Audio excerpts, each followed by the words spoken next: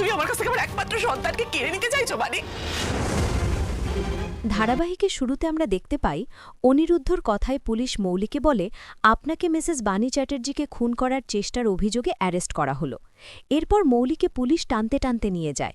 অন্যদিকে নুকুল অনিরুদ্ধকে বলে মৌলি ঈশানী রায় পিনাকি রায়ের মেয়ে নয়, মৌলি আমার মেয়ে।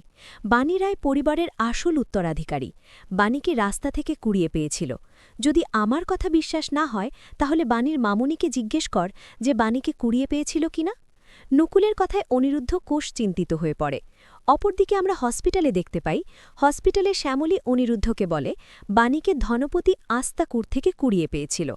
পরের সিনে আমরা বানির কেবিনের মধ্যে দেখতে পাই অনিরুদ্ধ বানির কেবিনের পাশে শুয়ে ঘুমিয়ে পড়েছিল। তখন বানি দিকে তুলতেই অনিরুদ্ধা বলে তোমার জ্ঞান ফিরেছে? আমি সারা রাত জেগে তোমার বাসে বসেছিলাম, কখন জ্ঞান ফিরবে?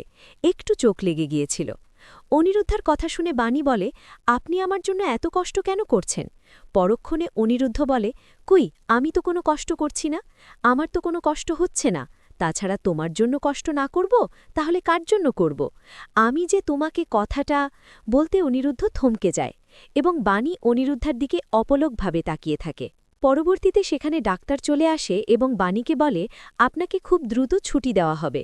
তাছাড়া আপনি ভাগ্য করে একটা বর পেয়েছেন, কাল থেকে আপনার জন্য কি না করছে। মনে হচ্ছে ছুরিটা আপনার নয়, ওনার শরীরে লেগেছে। ডাক্তারের কথা শুনে বানি অনিরুদ্ধার দিকে কান্নার চোখ নিয়ে তাকিয়ে থাকে এবং অনিরুদ্ধ ডাক্তারের থেকে বাড়ির সবার সাথে দেখা করানোর পারমিশন চেয়ে নেয়। পরবর্তীতে অন্তরা তানিয়াকে নিয়ে আসে এবং তানিয়া বানির হাতে মুখে চুমু খেয়ে বলে মা, তুমি তো এখন অনেকটা সুস্থ হয়ে গেছ, আমাদের সাথে বাড়িতে যেতে পারবে না? তানিয়া এটাও বলে যে আমার তোমার জন্য মন খারাপ করছিল, তাই তো গনুদাদাকে বললাম তোমাকে সুস্থ করে দিতে।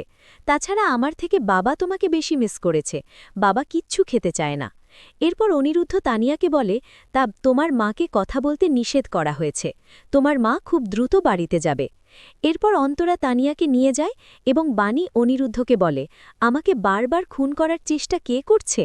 মৌলির নামটা নিতেই বানি বলে কত জন্মের শত্রুতা থাকলে মৌলি দিদিমণি আমাকে মেরে ফেলার চিন্তাভাবনা করে? তাছাড়া শুধু আপনার সাথে বিয়েটা ভেঙে গেছে বলে উনি আমাকে মেরে ফেলার চেষ্টা করছে? বানির কথা শুনে অনিরুদ্ধ মনে মনে বলে বানিই তা বাড়ির আসল উত্তরাধিকারী, সেটা জেনেই কি তাহলে বারবার মারার চেষ্টা করছে? তাহলে কি নকুল কাকার কথা সত্যি? পরের সিনে আমরা দেখতে পাই নার্স বানিকে ওষুধ খাইয়ে দেয়। ঠিক তখনই ঈশানী আসতেই বানি বলে মা, আমি এখন অনেকটা সুস্থ, আপনি আবার কষ্ট করে এখানে আসতে গেলেন কেন? ঈশানী বলে আমাকে এখানে আসতেই হতো, তুমি কি কখনো আমাদের একটু শান্তিতে থাকতে দেবে না? তুমি প্রথমে আমার সিথির সিঁদুর কেড়ে নেওয়ার চেষ্টা করলে, আবার এখন আমার একমাত্র সন্তানকে আমার থেকে কেড়ে নেওয়ার চেষ্টা করছো। কেন করছো তুমি আমার সাথে? আজকে তোমার জন্য আমার একমাত্র মেয়ে লকআপে। বানি, সবকিছু তোমার জন্য হয়েছে, আমি তোমাকে কোনোদিন ক্ষমা করব না। মূলত যে দৃশ্যটা দেখানো হলো পুরোটাই বানির কল্পনা। এরপর ঈশানীর কথাগুলো ভেবে বানি কান্না করছিল, তখনই অনিরুদ্ধ এসে বলে তুমি এভাবে কান্না করছো কেন, কি হয়েছে? তখন বানি কান্না করে বলে আপনি আমাকে কেন বলেননি মৌলি দিদিমণি লদকাপে আছে? একটু আগেই মা এসেছিল, মা আমাকে ভুল বুঝল। বানি এটাও বলে যে আপনি কেন এমনটা করছেন, মা মেসোমশাই বাড়ির সবাই তো খুব কষ্ট পাচ্ছে।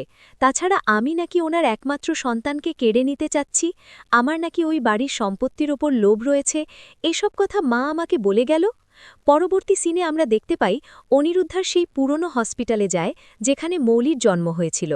অনিরুদ্ধ হসপিটালে গিয়ে সিকিউরিটি স্টাফকে বলে পুরনো ফাইল দেখে মৌলির জন্ম তারিখ নিজের ফোনে ছবি তুলে নেয় আর মনে মনে বলে তাহলে এই কারণে মৌলি বারবার বাণীকে মেরে ফেলার চেষ্টা করছে।